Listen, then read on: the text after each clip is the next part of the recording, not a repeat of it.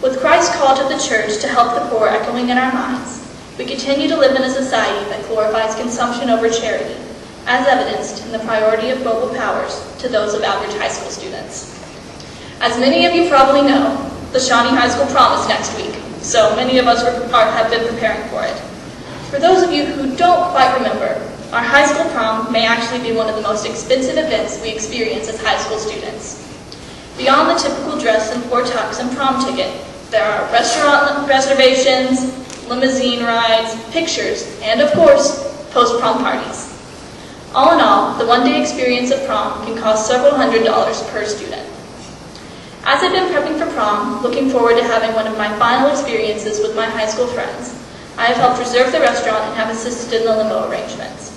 In fact, I was on the phone making a limousine reservation on my drive home one day when I observed something many of us witness every day. A homeless man on the corner of the road, bearing a sign with a simple request for assistance. I did what many do when confronted with such a blatant display of poverty. I avoided eye contact, telling myself that there was nothing I could possibly do for that man, that surely someone else would help him. It wasn't until I arrived at home that evening that I realized the absolute hypocrisy of my actions.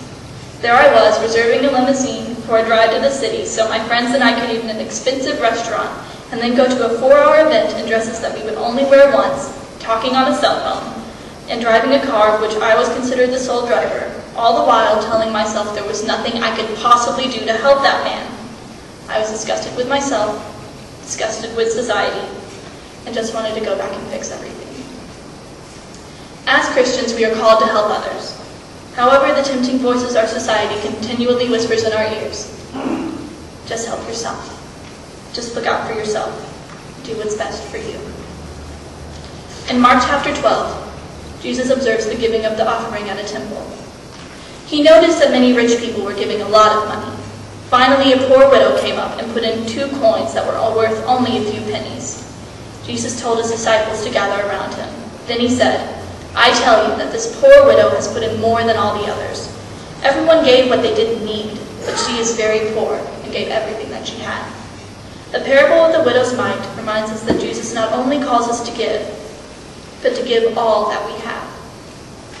Many believe that an act of missions and benevolence must come in the form of something grand, like an organized mission trip. But I believe that we are ultimately called to live Christ's purpose for our lives and our every action, each and every day of our lives. I personally feel very blessed and privileged to have been part of a church that has been socially minded. At the heart of much of what we do is for others, both through our mission work and outside of it. And while I could share 100 examples of Christ's mission being lived in the lives of my friends and family in this church, I have 2 I would like to share. Now, I'm not going to talk about Camp Barnabas. Tyler just spoke quite passionately about the camp, and you've all heard us speak with excitement about the camp and our campers and how much we love them. And I want to personally take the time now to thank the church for supporting us, both financially and through prayer, for our efforts at Camp Barnabas. But what I really would like to say about the camp is that it changes us. My experiences at Camp Barnabas have changed me.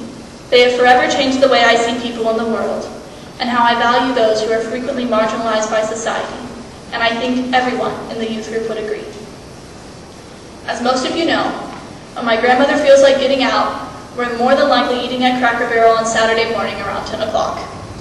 A few months ago, as we were finishing up my meal, Meg whispered to my parents, "Do you think it would be okay if I went over to that family over there and talked to them about Camp Barnabas?"